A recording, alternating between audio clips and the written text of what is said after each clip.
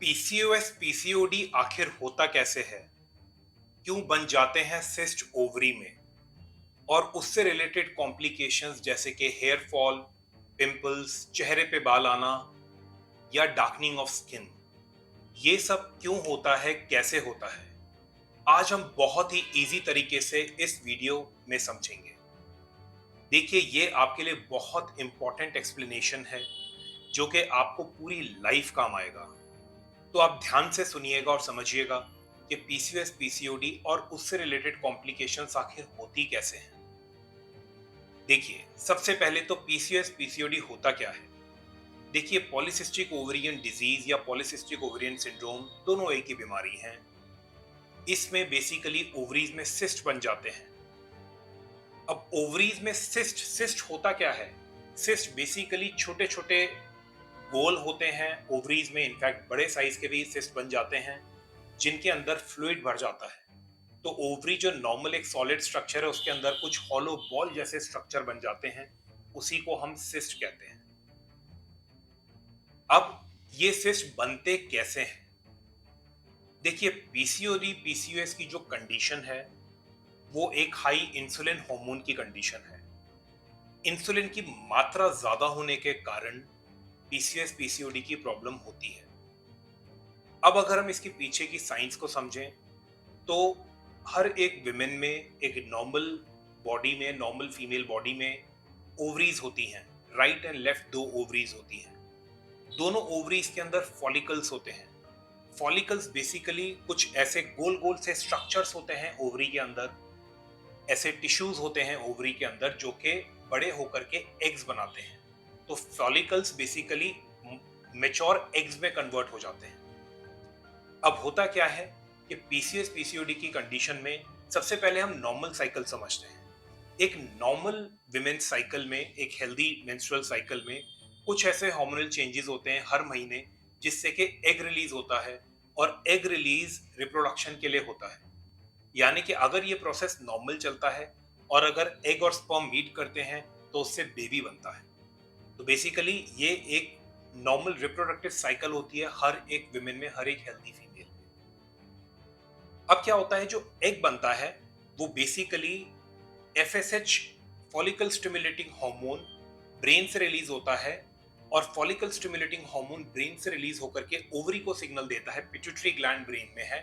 Hypothalamus से signal मिलता है पिट्यूटरी ग्लैंड को, दोनों ब्रेन में है।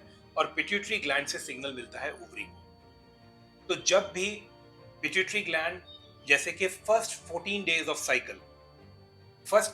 ऑफ साइकिल में फॉलिकल्स जो हैं वो initially starting from day 1 follicles छोटे स्टेट में होते हैं, प्राइमरी फॉलिकल्स होते हैं। और फिर उसके बाद में एफएसएच रिलीज होता है ब्रेन से ताकि उन फॉलिकल्स को मेच्योर कर पाए।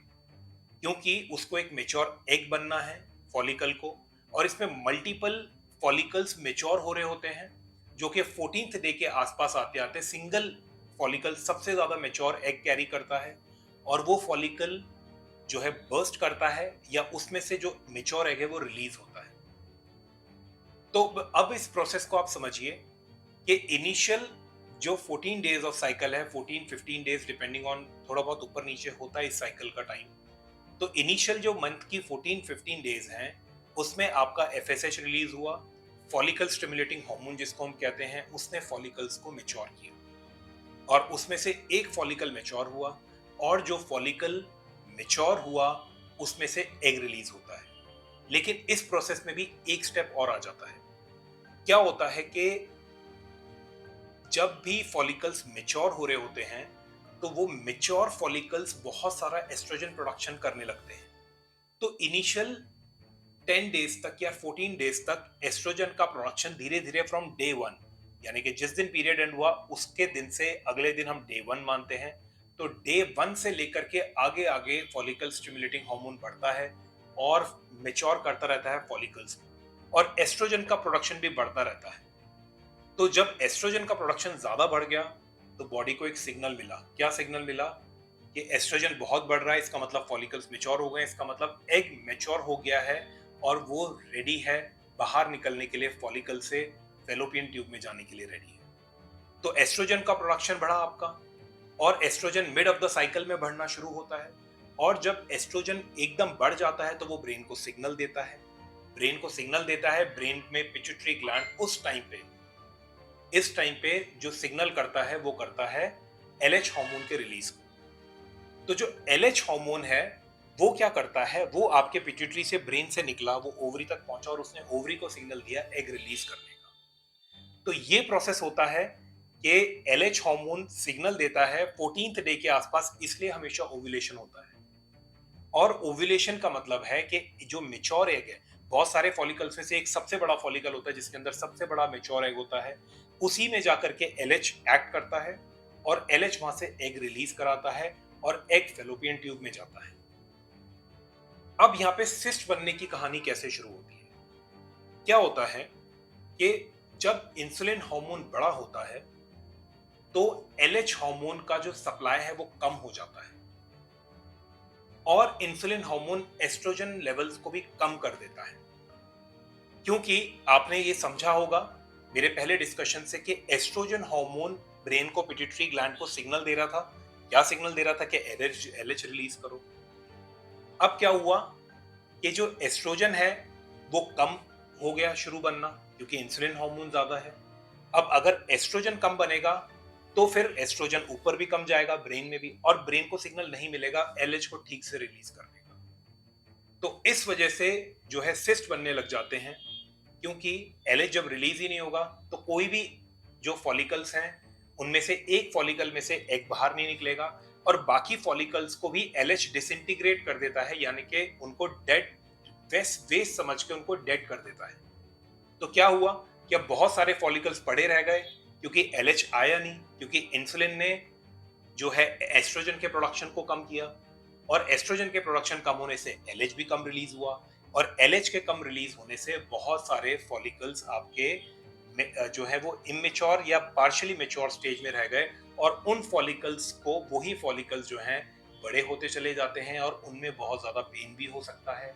उसकी वजह से जो है आपके पीरियड्स भी इरेगुलर आते हैं, क्योंकि जब एग रिलीज ही नहीं हुआ तो 14 दिन के बाद महीने के एंड में साइकिल कैसे आएगी? तो ये प्रॉब्लम हो जाती है क्योंकि एलएच का प्रोडक्शन जो है वो कम हो जाता है, एस्ट्रोजन का प्रोडक्शन कम हो जाता है इंसुलिन की वजह से। अब इंसुलिन की वजह से एस्ट्रोजन का प्रोडक्शन कम क्यों होता है ये भी समझ लीजिए। देखिए, हर एक ह्यूमन बॉडी में इस इंसुलिन का काम है, और नॉर्मली जो एंड्रोजन्स हैं, जो एस्ट्रोजन बनते हैं, चाहे मेन में हो चाहे विमेन में हो, विमेन में ज्यादा होते हैं, तो एस्ट्रोजन जो बनता है हर एक ह्यूमन बॉडी में वो जो है एंड्रोजन से बनता है। एंड्रोजन मेल हार्मोन है, एस्ट्रोजन फीमेल हार्मोन है। तो जो फीमेल हार्मोन है वो हमेशा मेल हार्मोन यानी कि एंड्रोजन से बनता है। अब एंड्रोजन से एस्ट्रोजन बनना का जो प्रोसेस है वो एक एंजाइम हेल्प करता है जिसको हम बोलते हैं एरोमेटेज। तो एंड्रोजन से एस्ट्रोजन बनने में जो एरोमेटेज का काम होता है, एरोमेटेज को इनहिबिट करता है यानी कि रोक लगाता है इंसुलिन हार्मोन। तो जब इंसुलिन हार्मोन ने रोक लगा दिया एरोमेटेज पे तो एंड्रोजन से एस्ट्रोजन नहीं बना।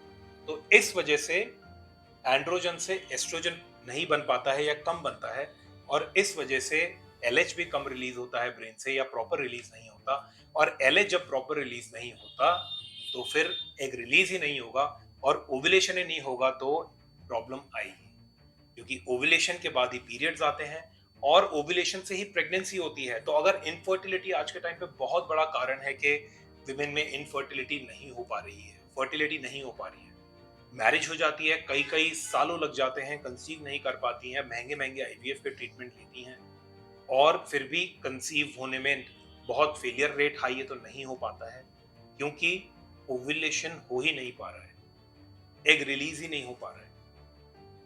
तो आपको, इनफैक्ट मैंने डिटेल में आईवीएफ पे भी वीडियो बनाया है कि उसमें आपको जाने की जरूरत नहीं है। अगर आपके हार्मोनल इम्बैलेंसेस हैं तो उसको आप प्रॉपर तरीके से सही यही सब हार्मोन को बैलेंस करके ठीक कर सकते हैं और बिल्कुल पेन फ्री, पेनलेस ट्रीटमेंट से आप नेचुरल प्रेगनेंसी पा सकते हैं, जिसका कि सक्सेस रेट भी बहुत हाई होता है। तो इस चीज को आपको समझना जरूरी है कि क्यों आपका जो जो सिस्ट है वो क्यों बने। तो आई होप कि मेरे इस डिस्कशन से आपको ये समझ में आया कि सिस्ट क्यों बने। और इसके अलावा जो एंड्रोजन्स बढ़ गए, जो टेस्टोस्टेरोन बढ़ गया, ठीक है, वो अपने और भी काम करता है, क्योंकि एक तो एंड्रोजन से एस्ट्रोजन कन्वर्ट नहीं हुआ तो आपके पीरियड्स इर्रेगुलर हो गए क्योंकि ओव्यूलेशन नहीं हो पाया। दूसरा, जो एंड्रोजन और टेस्टोस्टेरोन जो बढ़ गया है, टेस्टोस्टेरोन भी मेल हार्मोन है और एंड्रोजन, टेस्टोस्टेरोन एंड्रोजन के अंदर आता है, और ऐसे बहुत सारे मेल हार्मोन्स और भी होते हैं, डीएचईएस और डिफरेंट मेल हार्मोन्स होते हैं जो कि हमारे बॉडी में पाए जाते हैं। तो अब क्या हुआ कि जब एंड्रोजन यानी कि मेल हार्मोन बढ़ गए तो उससे पिंपल्स आ जाते हैं फेस पर, उससे हेयर फॉल हो जाता है, मेल पैटर्न हेयर फॉल भी हो जाता है कि लेडीज के सर पे से बाल जाने लगते हैं क्योंकि मेल हार्मोन बढ़ गया, और उससे चेहरे पे बाल आने लगते हैं लेडीज के। तो चेहरे पे क्यों, गर्ल्स के बहुत कॉमन आजकल है कि फेशियल हेयर हो रहा है, हाथों पे भी, आर्म्स पे, अपर आर्म्स पे हेयर आ जाते हैं, चेस्ट पे, बैक पे हेयर आ जाते हैं, जो कि एक नॉर्मल विमेन्स बॉडी में नहीं होते हैं। तो ये सारी प्रॉब्लम इन हार्मोनल इम्बैलेंसेस की वजह से होती है।